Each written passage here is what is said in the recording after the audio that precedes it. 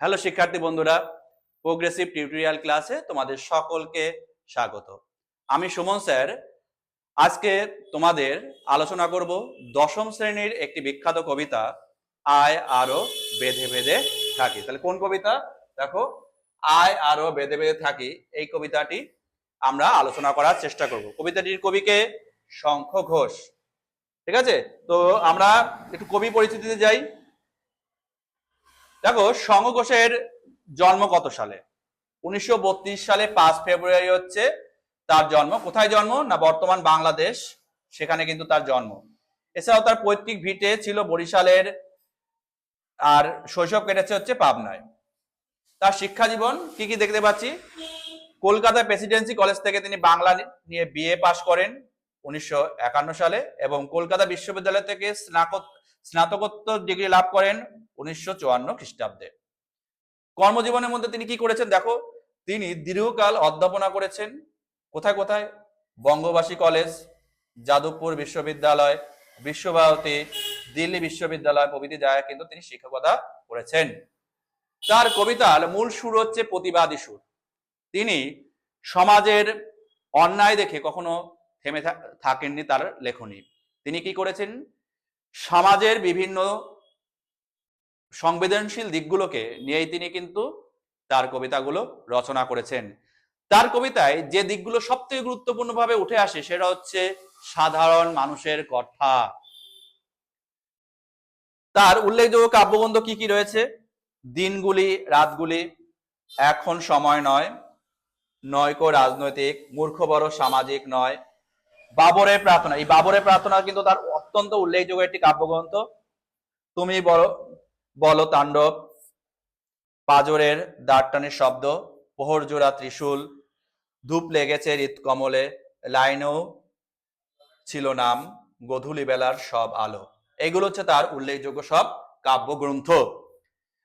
তিনি কি কি পুরস্কার পেয়েছেন? দেখো, আনন্দপীঠ পুরস্কার পাচ্ছেন 2016 সালে। এছাড়া সাহিত্য একাডেমি পুরস্কার পাচ্ছেন বাবরের প্রার্থনা কাব্যগ্রন্থের জন্য 1999 খ্রিস্টাব্দে।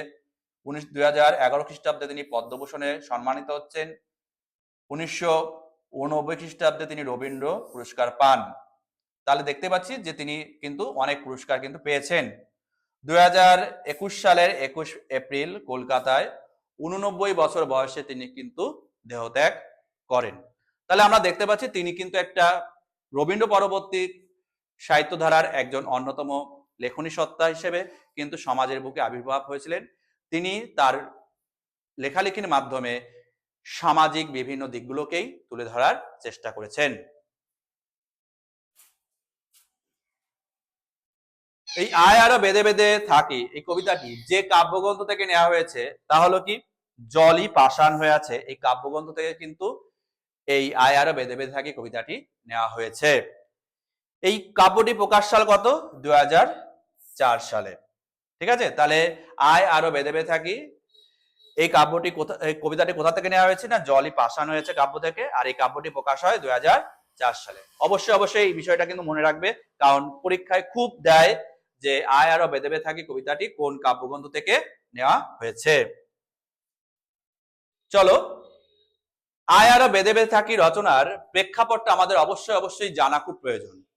ঠিক আছে, অনেক সাহিত্য সমালোচক বা কবিতা বিশ্লেষক তাদের মতে 1999 সালে ভারত ও পাকিস্তানের মধ্যে কি সংঘটিত হয়েছিল? না কার্গিল যুদ্ধ। কোন যুদ্ধ? কার্গিল যুদ্ধ। এই কার্গিল যুদ্ধের পটভূমিতেই যে আয় আরো বেঁধে বেঁধে থাকি কবিতাটি রচনা করেছেন কবি, অনেক কবিতা সমালোচক মনে করেন। এই যুদ্ধে ভারতে মোটামুটি 527 জন সেনা সদস্য কিন্তু নিহত হন, আর 1336 জন সেনা সদস্য কিন্তু আহত হয়। তার মানে অনেক ক্ষয়ক্ষতি হচ্ছে। পাকিস্তানের কি হচ্ছে? 453 জন সৈন্য নিহত হয়, আর ভারতের দাবি অনুযায়ী 737 থেকে 1000 জন সৈন্য কিন্তু পাকিস্তানের নিহত হয়। তাহলে এই যে যুদ্ধ বিগ্রহ সংঘটিত হয়, মানুষের মৃত্যু হয়, এই সমাজ বাস্তবতা থেকে কবির মধ্যেই জন্ম হয় আয় আরো বেঁধে বেঁধে থাকি কবিতাটি। তবে কোনো একটা যুদ্ধ বেস করে কিন্তু কোনো কবিতা হয়ে ওঠে না, কবিতা হয়ে ওঠে ভবিষ্যতের দিশারি। তাই এই কবিতার পটভূমি ভবিষ্যতে অন্য কোনো কবিতার পটভূমির সঙ্গে যে এক হয়ে যাবে না, এর কোনো কথা নেই। কারণ আমরা দেখতে পাচ্ছি সাম্প্রতিক সময়ে বিভিন্ন যুদ্ধ বিগ্রহ কিন্তু সংঘটিত হচ্ছে এবং আমরা কিন্তু অনিশ্চয়তায় ভুগছি। চলো আমরা মূল কবিতায় যাই। আমাদের ডান পাশে ধস, আমাদের বায়ে গিরিখাত। তাহলে আমাদের ডান পাশে কি রয়েছে না ধস। দেখো এই যে একটা দেখতে পাচ্ছি ধসের চিত্র, এই ধস কখন হয় না পার্বত্য অঞ্চলে যদি কোনো একটা অংশ দুর্বল হয়ে যায়, সেই দুর্বল অংশ কি হয় ভূপতিত হয়। কবি এখানে ধস বলতে কি বলতে চাইছেন, মূল্যবোধ, মানবিকতা,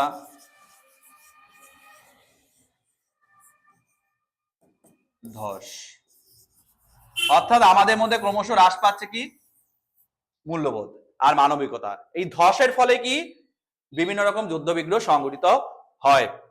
আমাদের বায়ে গিরিখাত, আমাদের বায়ে কি রয়েছে গিরিখাত। দেখো একটা গিরিখাত, এই যে ছবিটা গিরিখাত, এর নিচের অংশটা কি হয় অন্ধকারাচ্ছন্ন হয়। এটা নদীর পার্বত্য প্রবাহে ক্ষয়কার্যের ফলে কিন্তু এই গিরিখাতটা সৃষ্টি হয়। এই নিচের অংশ অত্যন্ত অন্ধকারাচ্ছন্ন। কই বলতে চাইছেন আমাদের ভবিষ্যৎ প্রজন্ম বা ভবিষ্যতের চলার পথগুলো যেন এই গিরিখাত সমতুল্য, ধস সমতুল্য। কারণ যে কোনো সময় যে কোনো মুহূর্তে বিপর্যয় আসতে পারে, আমরা ভবিষ্যতে অন্ধকারের পথেই কিন্তু চালিত হতে পারি। তারপর কি বলছে দেখো, আমাদের মাথায় বোমারু, পায়ে পায়ে হিমানির বাঁধ। এই বোমারু শব্দের অর্থ হচ্ছে বোমা নিক্ষেপকারী যুদ্ধ বিমান। কি দেখতে পাচ্ছ এই যে বোমারু বিমান, এটার হচ্ছে বোমা নিক্ষেপকারী যুদ্ধ বিমান। বিভিন্ন যখন যুদ্ধ সংঘটিত হয় এই বোমারু বিমানের সাহায্য কিন্তু নেওয়া হয় এবং বিভিন্ন দেশের উপর হামলা চালানো হয় এবং তাদেরকে বিভিন্ন বিপর্যয়ের শিকার হয়। সাম্প্রতিক আমরা দেখেছি গাজা শহরের করুণ পরিণতি আমরা সবাই জানি। গাজার করুণ পরিণতি দেখে মানুষের হৃদয় বিগলিত হয়েছে, চোখ ফেটে কান্না নির্গত হয়েছে। এরপর কি দেখো, পায়ে পায়ে হিমানির বাঁধ। হিমানি হচ্ছে বরফের স্তূপ বা চাই, যেটা কি করে পর্বতের পাদদেশকে আটকে রাখে। তো কবি বলতে চাইছেন আমাদের চলার পথগুলো এই হিমানি বাঁধের সমতুল্য। কারণ আমরাও পদে পদে বাধাপ্রাপ্ত হচ্ছি, ভবিষ্যতের আরো উন্নতির পথ, প্রগতির পথ এইগুলো কিন্তু বিপর্যস্ত হচ্ছে এবং আমরা একটা জায়গায় স্থির হয়ে আছি, সেই বিষয়টা কবি অবলোকন করেছেন। তাই কবি বলছেন আমাদের পায়ে পায়ে হিমানির বাঁধ। তারপর কি বলছেন দেখো, আমাদের পথ নেই কোনো, আমাদের ঘর গেছে উড়ে। তাহলে আমরা কারা, আমরা হচ্ছে সাধারণ মানুষ। তাহলে আমাদের কি নেই, কোনো পথ নেই। অর্থাৎ কোন পথে গেলে আমরা ভবিষ্যৎকে সুনিশ্চিত করতে পারবো এরকম কোনো দিশা আমরা দেখতে পারছি না সাম্প্রতিক যুদ্ধ বিগ্রহ দেখে। তারপর বলছে আমাদের ঘর গেছে উড়ে, অর্থাৎ এই যুদ্ধের অভিঘাতে আমাদের ঘর কি হয়ে গেছে উড়ে গেছে, অর্থাৎ ধ্বংসপ্রাপ্ত হচ্ছে, আমরা আশ্রয়চ্যুত হয়ে পড়েছি। আমাদের শিশুদের সব ছড়ানো রয়েছে কাছে দূরে। এই শিশুদের সব কথাটি খুবই তাৎপর্যপূর্ণ, কারণ ভবিষ্যৎ প্রজন্ম যদি নষ্ট হয়ে যায় তাহলে একটা রাষ্ট্রের শক্তি ভিত সমস্ত কিছু কিন্তু নষ্ট হয়ে যাবে। একটা শিশুর মধ্যেই নিহিত থাকে একজন সায়েন্টিস্ট, একজন বড় ডাক্তার, একজন বড় ইঞ্জিনিয়ার। যদি শিশু মৃত্যু হয় তাহলে ভবিষ্যৎ প্রজন্মকে পরিচালিত করবে এমন কোনো দিশা কিন্তু আর থাকে না। তাই কই বলতে চাইছেন এই শিশু মৃত্যু আমাদের ধ্বংসের পথে, ভবিষ্যৎকে ধ্বংসের দিকেই চালিত করে। তারপর কি বলছে কবি দেখো, তাদের দেহটা কোথায় শরীরে ছড়ানো রয়েছে কাছে দূরে, অর্থাৎ আমাদের নিকটে কাছে দূরেই কিন্তু শিশুদের সব ছড়ানো রয়েছে। ঠিক আছে, তাহলে আমাদেরও কিন্তু বিপর্যয়ের সম্মুখীন হতে পারি যে কোনো সময়, যে কোনো মুহূর্তে। তারপর কি বলছে, আমরাও তবে এইভাবে এই মুহূর্তে মরে যাব নাকি। ওই মধ্যে একটা গভীর সংকট তৈরি হয়েছে এই পারিপার্শ্বিক চেহারা বিচার করে, যে আমরাও মরে যাব কিনা। আমাদের পথ নেই আর, আয় আরো বেঁধে বেঁধে থাকি। তাই কবি বলতে চাইছেন আমাদের সমস্ত পথগুলো যেন ক্রমশ অবরুদ্ধ হচ্ছে। ঠিক আছে, তাই কবি বলছেন এইরকম একটা সংকটকালীন পরিস্থিতিতে আমরা একটা পথ আমাদের রয়েছে, সেটা হচ্ছে সবাই মিলে দলবদ্ধভাবে বেঁধে বেঁধে থাকতে হবে, অর্থাৎ ইউনিটি, একতা, ঐক্য এইগুলো কিন্তু বজায় রাখতে হবে।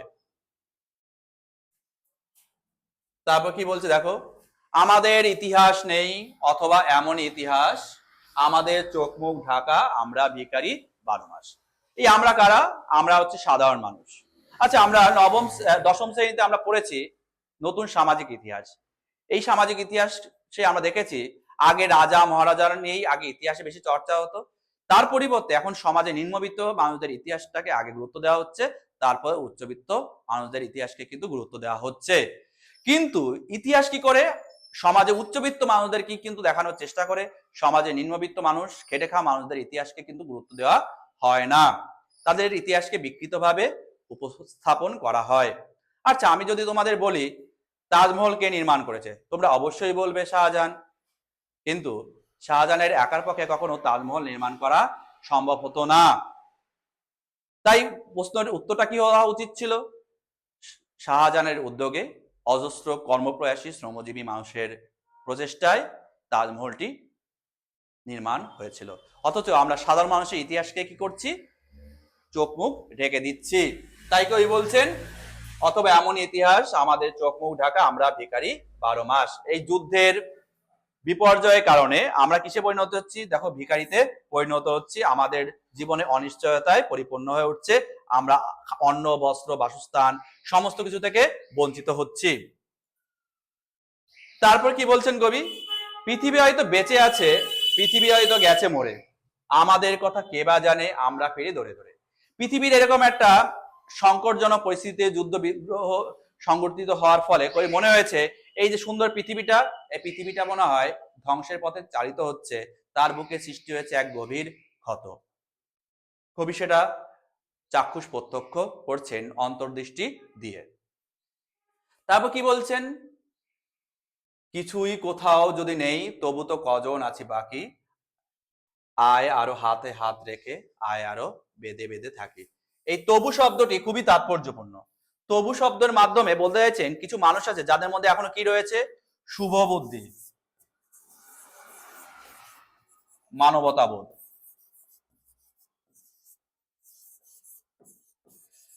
যারা যুদ্ধ চায় না, শান্তি চায়।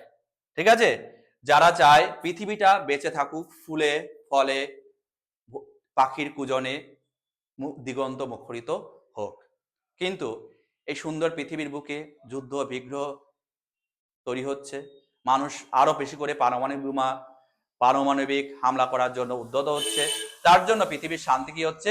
বিঘ্নত হচ্ছে। কিন্তু আমরা যাদের মধ্যে শুভ চেতনাবোধ রয়েছে, মনুষ্যত্ব রয়েছে, বিবেক রয়েছে, তারা যদি একতাবদ্ধ হয়ে থাকি, তাহলে কিন্তু আমরা এই যুদ্ধকে আমরা এগেনস্টে গিয়ে মানবতার ডাক দিয়ে যুদ্ধকে আমরা কিন্তু দূরে সরিয়ে দিতে পারি।